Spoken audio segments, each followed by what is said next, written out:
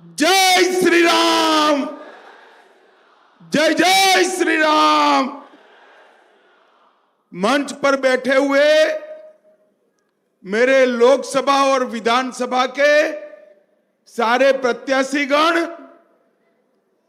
हमारे प्रदेश अध्यक्ष महोदय, बैठे हुए भाजपा के सारे नेतागण और सोनेपुर में इतनी बड़ी संख्या में जहां तक नजर पड़े लोग ही लोग दिखाई पड़ रहे हैं, इतनी बड़ी संख्या में आए हुए प्यारे भाइयों, बहनों, माताओं और मेरे जिगर के टुकड़े जैसे युवा मित्रों, आप सभी को मेरा जय जगन्नाथ। भाई और बहनों, मैं महान ओडिशा की भूमि पर आज पहली बार विधानसभा और लोकसभा के चुनाव के प्रचार के लिए आया हूं।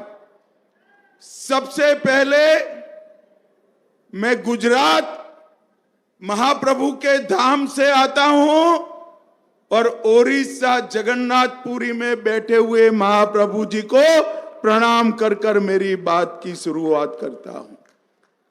भाई और बहनों, मैं यहां पर 64 योगिनी मंदिर को, सुनेश्वरी मंदिर, मेटाकानी मंदिर, मां समलेश्वरी, मां पाटनेश्वरी, ये सभी देवी देवताओं को प्रणाम कर कर मेरी बात की शुरुआत करना चाहता हूं।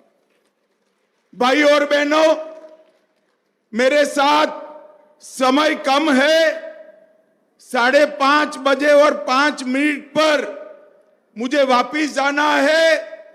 मैं सीधे मुद्दे पर आता हूं। देश भर में लोकसभा का चुनाव चल रहा है। मैं पूर्व, पश्चिम, उत्तर, दक्षिण सब जगह जाता जाता जाता आज ओडिशा आया हूं। मैं जहां जहां गया पूरे देश में मोदी मोदी मोदी मोदी के नारे लगते। आज ओडिशा में भी पूरा माहौल मोदी पर है, मगर ओडिशा और देश में थोड़ा परिवर्तन है। देश भर के लोग मोदी जी को तीसरी बार प्रधानमंत्री बनाने के लिए वोट करने जा रहे हैं। ओडिशा की जनता भी मोदी जी को तीसरी बार प्रधानमंत्री बनाकर 20 से ज्यादा कमल देश की लोकसभा में भेजने के लिए वोटिंग करने जा रही है। परंतु इसके साथ साथ ओडिशा की जनता एक और वोट भी करने जा रही है। ये महाप्रभु की भूमि पर पहली बार ओडिशा की भाषा, संस्कृति, धर्म और साहित्य के गौरव के लिए ओडिशा में भी पूर्ण बहुमत के साथ भारतीय जनता पार्टी की सरकार बनाने के लिए वोट करना है। ओडिशा वालों, जो अपने प्रदेश की भाषा, अपने प्रदेश का साहित्य और अपने प्रदेश की संस्कृति का गौरव नहीं कर सकता, वो प्रदेश को आगे नहीं बढ़ा सकता। और मैं स्पष्टता से कहने आया हूं, यहां पर जो सरकार चली है उसने न केवल ओडिशा को विकास से महरूम रखा है, विकास से दूर रखा है, न केवल अफसरों के माध्यम से भयंकर भ्रष्टाचार किया है। मेरे ओडिया भाइयों बहनों, ओडिया भाषा और साहित्य के गौरव से भी दूर रखने का काम यहां की सरकार ने किया। 20 साल में और विशेषकर 10 साल में मोदी जी के प्रधानमंत्री बनने के बाद देश कहां से कहां पहुंच गया। हर राज्य के अंदर नरेंद्र मोदी जी के नेतृत्व में जहां पर भी डबल इंजन सरकार थी, वहां विकास की गंगा ऐसी तेज बही कि वो प्रदेश देश में आगे निकल गया। परंतु मेरा ये महान उड़ीसा सबसे ज्यादा खनिज संपदा कोई एक प्रदेश में है तो उड़ीसा में, सबसे ज्यादा पानी का वैभव अगर कोई एक प्रदेश में है तो मेरे उड़ीसा में है। मगर फिर भी उड़ीसा के अंदर समृद्धि नहीं आई। लाखों करोड़ों उड़ीसा वासी मजदूरी करने के लिए मुंबई, गुजरात, दिल्ली, बेंगलुरु, पंजाब तक जा रहे हैं। मैं आपको विश्वास दिलाता हूं, यहां नवीन बाबू की सरकार को उखाड़कर भारतीय जनता पार्टी की सरकार बनाई है। मैं विश्वास दिलाता हूं, उड़ीसा से किसी को पलायन नहीं करना पड़ेगा, यहां से बाहर काम करने नहीं जाना पड़ेगा, बाहर से इंडस्ट्री उड़ीसा में आए ऐसी व्यवस्था भारतीय जनता पार्टी करेगी। भाई और बहनों, मोदी जी ने, बैठ जाओ भैया टाइम कम है। भाई और बहनों, ये 10 साल में मोदी जी ने सालों से लटके हुए सवालों को समाप्त किया। ओडिया वासियों, मुझे बताओ, अयोध्या में राम मंदिर बनना चाहिए था या नहीं बनना चाहिए था? अरे जोर से बोलो, बनना चाहिए था या नहीं बनना चाहिए था? एक कांग्रेस पार्टी और उनके चट्टे पट्टे राम जन्मभूमि के मुद्दे को अटकाते रहे, लटकाते रहे, भटकाते रहे। आपने मोदी जी को दूसरी बार प्रधानमंत्री बनाया। मोदी जी ने 5 ही साल में केस भी जीता, भूमि पूजन भी किया और 22 जनवरी को मोदी जी ने प्राण प्रतिष्ठा कर कर जय श्री राम कर। ओडिया वासियों, मुझे बताओ, प्रभु श्री राम भव्य मंदिर में विराजते हैं, आप खुश हो या नहीं हो? भव्य मंदिर में विराजते हैं, आप खुश हो या नहीं हो? जोर से बोलो, खुश है या नहीं है? यहां की सरकार, सत्ताधारी पार्टी ने राम मंदिर को, इसके उत्सव को डाइवर्ट करने का प्रयास किया, मगर मेरे ओडिया वासियों ने प्रयास को विफल। ओडिया वासियों, मुझे बताओ, एक कश्मीर जो है हमारा है या नहीं है? अरे जोर से बोलो, है या नहीं है? ये खड़गे जी कहते हैं राजस्थान और उड़ीसा वालों को कश्मीर से क्या लेन देन है? अरे खड़गे बाबू, आपको मालूम नहीं है, उड़ीसा का मेरा एक एक युवा कश्मीर के लिए अपनी जान देने के लिए तैयार है, जान देने। ये धारा 370 जो कश्मीर को बाकी के भारत से अलग रखती थी, 70 साल तक एक कांग्रेस पार्टी ने धारा 370 को एक अनौरस बच्चे की तरह अपनी गोदी में खिलाया। मोदी जी ने 5 अगस्त 2019 को धारा 370 को समाप्त कर कर हमेशा के लिए कश्मीर को हमारा कर दिया।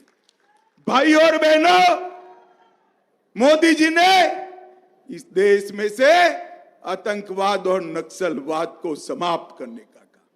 10 साल तक सोनिया मनमोहन सरकार थी, आए दिन पाकिस्तान से आलिया, मालिया, जमालिया आते थे और बम धमाके कर कर चले जाते थे।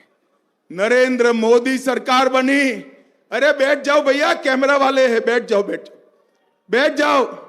नरेंद्र मोदी सरकार बनी और वहां उरी और पुलवामा में हमला किया, 10 ही दिन में नरेंद्र मोदी जी ने पाकिस्तान के घर में घुसकर सर्जिकल स्ट्राइक और एयर स्ट्राइक कर आतंकवादियों का सफाया।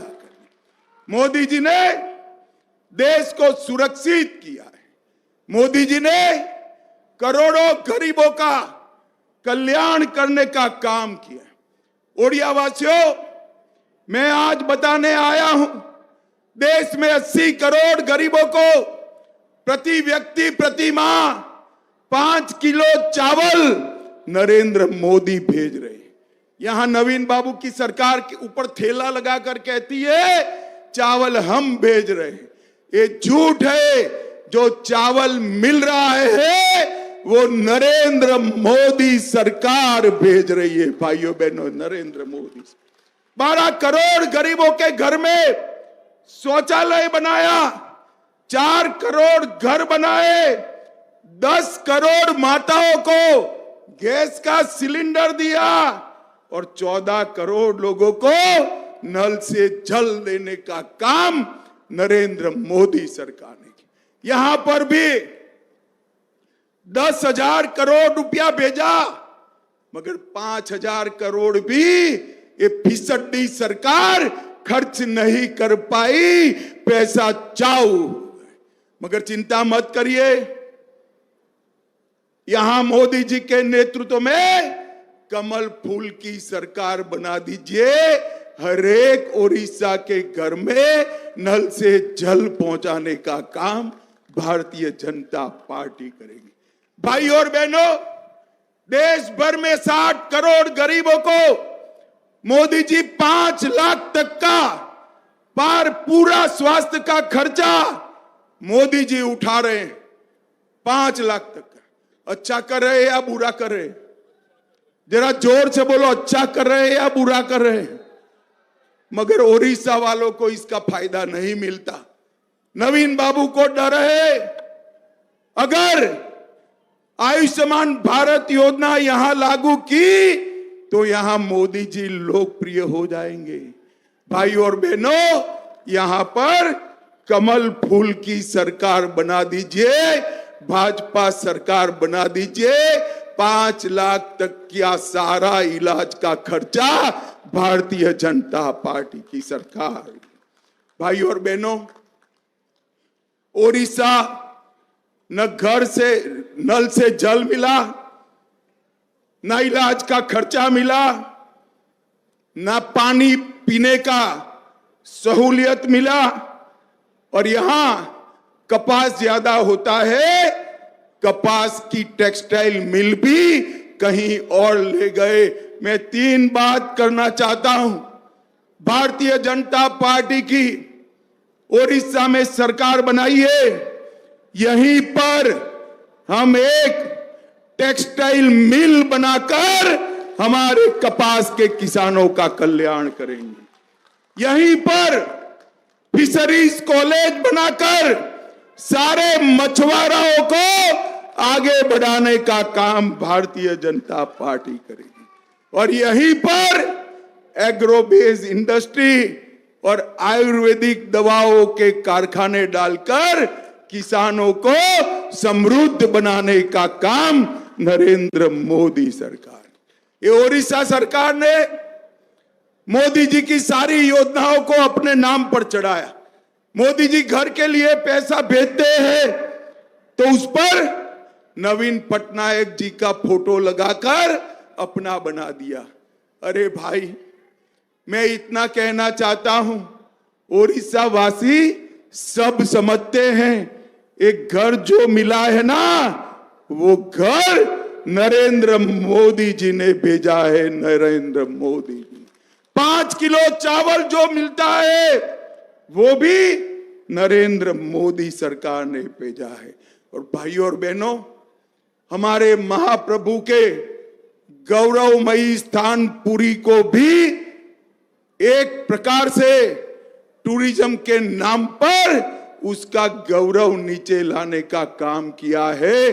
मैं आपको विश्वास दिलाता हूं कि काशी विश्वनाथ की तरह ही पुरी के स्थान को समग्र विश्व में भगवान जगन्नाथ का महिमा मंडन भारतीय जनता पार्टी की सरकार करेगी। भाई और बहनों, ओडिशा के अंदर ढेर सारी विकास की संभावना है। पूरे देश में सबसे ज्यादा खनिज संपदा मेरे ओडिशा में और सबसे ज्यादा गरीबी भी ओडिशा में। ये सरकार जो है खनिज संपदा को लुटा रही है। भाजपा की सरकार बना दो, खनिज संपदा का उपयोग कर मेरे आदिवासी भाइयों बहनों को आगे बढ़ाने का काम भारतीय जनता पार्टी की सरकार करेगी। भाइयों बहनों, इस क्षेत्र में ढेर सारे विकास के काम करे हैं, मगर मैं सब गिनाना नहीं चाहता। रानी साहिबा ने सभी मंत्रियों से लड़ झगड़ कर लगभग 10,000 करोड़ से ज्यादा कामों का यहां पर विकास के पैसे लेकर आई। मगर मैं समग्र ओडिशा का जरूर बात करना चाहता हूं कि कांग्रेस की सरकार 10 साल चली, यूपीए सरकार चली, ओडिशा को 10 साल में 1,45,000 करोड़ रुपया दिया और नरेंद्र मोदी जी ने 10 साल में 1,45,000 करोड़ के सामने 4,81,000 करोड़ रुपया देने का काम नरेंद्र मोदी जी ने किया। और इसके अलावे 1,50,000 करोड़ इंफ्रास्ट्रक्चर के लिए, 23,000 करोड़ सड़क के लिए, 65,000 करोड़ रेलवे के लिए और 500 करोड़ रुपया एयरपोर्ट के लिए देने का काम नरेंद्र मोदी सरकार ने।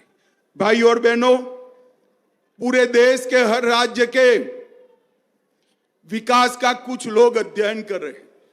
वो टोली मुझे मिलने आई थी। मैं देश भर की पूछताछ करते करते हमारे ओडिशा पर पहुंचा। मैंने कहा, भाई ओडिशा का क्या हाल है? उसने कहा, ओडिशा के विकास के इतिहास में ये 20 साल जो नवीन बाबू वाले हैं, ये लॉस्ट ईयर है, लॉस्ट ईयर। 20 साल में ओडिशा जहां था वहीं रहेगा। मैं आज ओडिशा की जनता को कहने आया हूं, देश भर में जहां नीचे राज्य सरकार भाजपा की और ऊपर केंद्र सरकार भाजपा की, डबल इंजन सरकारें बनी है, वहां पर वो राज्य दिन दूनी रात चौगुनी प्रगति किए हैं। अब समय आ गया है ओडिशा के युवाओं को विश्व स्तर की स्पर्धा में भाग लेने का। समय आ गया है देश और दुनिया भर की इंडस्ट्री को ओडिशा के अंदर लाने का। समय आ गया है ओडिशा के हर खेत के अंदर इरिगेशन का पानी पहुंचाने का। समय आ गया है हर किसान और हर मजदूर को समृद्ध करने का। भाई और बहनों, ये करना है तो आपने 25 साल नवीन बाबू को दिया या नहीं दिया? बताओ जरा, दिया या नहीं दिया? एक 5 साल भारतीय जनता पार्टी को दे दो, हम ओडिशा को देश का नंबर 1 राज्य बनाएंगे। भाइयों बहनों, नंबर 1 राज्य। नरेंद्र मोदी जी 2047 में विकसित भारत का संकल्प लेकर बैठे हैं और विकसित भारत तभी बन सकता है जब हमारा ओडिशा भी विकसित हो जाए, तभी बन सकता है। भाइयों, भारतीय जनता पार्टी की पूरी टीम विकसित ओडिशा के संकल्प को मोदी जी के नेतृत्व में चरितार्थ करने के लिए बैठी। भाई और बहनों, आपका आशीर्वाद चाहिए, महाप्रभु का आशीर्वाद चाहिए। इस बार लोकसभा की 20 की 20 सीटों के साथ ओडिशा विधानसभा में भी भारतीय जनता पार्टी को बहुमत दिलाई। मुझे बताओ, विधानसभा में बहुमत से कमल के फूल खिलाएंगे क्या? जोर से हाथ उठाकर बोलो, खिलाएंगे। 20 से ज्यादा लोकसभा जिताएंगे, ओडिशा में भाजपा सरकार बनाएंगे, नरेंद्र मोदी जी को तीसरी बार प्रधानमंत्री बनाएंगे। तो मेरे साथ दोनों हाथ उठाइए, उठाइए दोनों हाथ, विजय के संकल्प की मुट्ठी भींचे और बोलिए भारत माता की, भारत माता की जय जगन्नाथ, जय श्री राम, जय जय श्री राम। आप सभी का बहुत बहुत धन्यवाद, आभार। वंदे मातरम।